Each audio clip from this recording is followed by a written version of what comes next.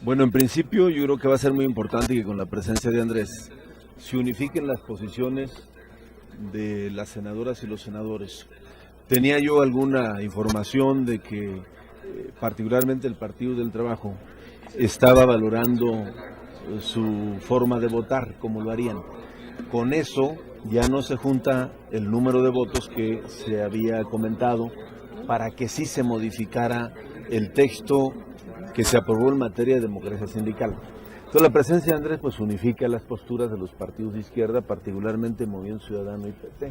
La del PRD ya estaba definida. Ahora, de que se puede anteponer o se puede luchar aún aprobada la reforma, claro que sí, porque hay un vicio de origen que lo tendría que resolver la Corte si eso es cierto. ¿Cuál es el vicio de origen? Que no hay ley reglamentaria para el 71 constitucional donde se establece la iniciativa preferente. Si eso es cierto, entonces hay muchos argumentos para la controversia constitucional, pero eso lo tiene que definir la Corte. Es un asunto que define la Corte, pero hay que contravenirlo. Y eso lo puede hacer un partido político, lo puede hacer la Procuraduría de Defensa del Trabajo, como terceros interesados. ¿No necesitarían el apoyo de dos partidos políticos para interponer la controversia? Pueden los partidos políticos hacerlo. Puede una tercera parte de los integrantes de las cámaras, ya sea la de diputados o el Senado, para que tenga el soporte jurídico esta solicitud de controversia.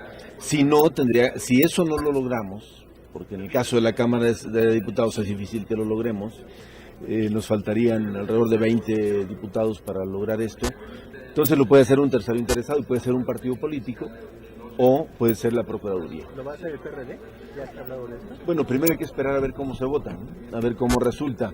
Yo tengo aún la esperanza de que sí se junten los votos para modificar este apartado en materia sindical. Eso obligaría a que la minuta regrese a la Cámara de Diputados y entonces ya se convierte en una iniciativa ordinaria y en todo caso, si la requiere nuevamente preferente, tendrían que presentarla hasta el próximo periodo de sesiones. Bueno, era la información que yo tenía, era el rumor que corría y la preocupación de que el PT fuera a votar con el PRI en el Senado. Entiendo que la visita de Andrés Manuel resuelve ese dilema, que el PT y Movimiento Ciudadano votarán junto con el PRD y si es que el PAN se mantiene en la misma postura, pues votarían juntos. Que yo, insisto, ahí tengo yo mis dudas porque sería una derrota para Calderón que la iniciativa finalmente se regresara y no prosperara como iniciativa preferente.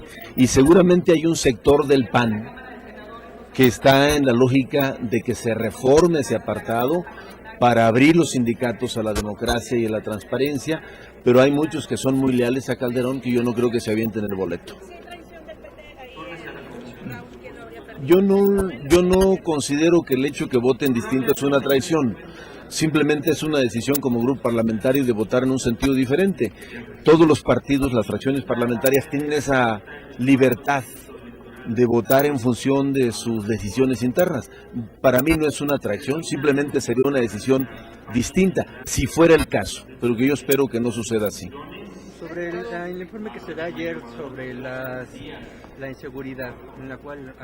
Bueno, que el Acuerdo Nacional para la Seguridad es un fracaso, pues muy lamentable, porque quiere decir que fallaron los actores que signaron el acuerdo, entre ellos el gobierno federal, los gobiernos estatales y quienes estaban promoviéndolo y dándole seguimiento, porque también pues se dejó suelto. En ese terreno hay muchas limitaciones y entre otras hay resistencias de los gobiernos estatales, pero también hay intentos que rayan en una intromisión indebida del gobierno federal a través de sus áreas de policía o de seguridad para imponerles a los estados criterios que frecuentemente los han rechazado. Yo te diría que en la inmensa mayoría de los municipios esto ni siquiera se ha bajado, apenas en el ámbito de los estados. Y con la reforma en materia de secuestro, pues se convierte en un delito del fuero común que les toca a los estados resolverlo, y yo creo que ahí no hemos avanzado prácticamente nada. Hay que revisarla con cuidado para que no se vea como una intromisión del legislativo en otro poder, que es el caso del Poder Judicial, pero sí habría que hacerles un llamado para que en la medida de lo posible se tengan mecanismos de control. Ya se tiene el Consejo de la Judicatura, que evalúa y revisa el papel de los impartidores de justicia, pero hemos visto en muchos casos cómo se toman decisiones los jueces en el marco de sus facultades, pero que afectan a la sociedad. Se supo recientemente que uno de los autores materiales del crimen del hijo de Moreira lo había liberado un juez, pero de esos casos hay muchos. Aquel caso sonado aquí en el Distrito Federal por la liberación de un peligroso secuestrador y muchos más que luego ponen a los jueces contra la pared. Sería importante que antes hubiera los mecanismos adecuados para garantizar que los jueces no van a sucumbir ante el intento de sobornos, ni van a tomar decisiones en función de criterios que afecten a la mayoría de la sociedad. De los rectores, bien, los vamos a recibir hoy más tarde.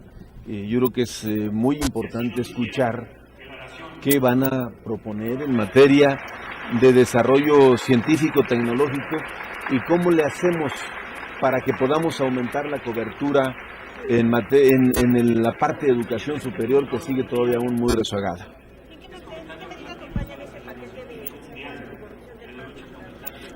No, la autonomía del Ministerio Público es un asunto que hemos presentado nosotros decenas de veces, porque no queremos que la Procuraduría siga siendo un instrumento del titular del Ejecutivo Federal. Lo presentamos en el marco del Michoacanazo, eso ya está, y por supuesto que eso lo compartimos, nomás hay que ver hasta dónde va la propuesta del PAN.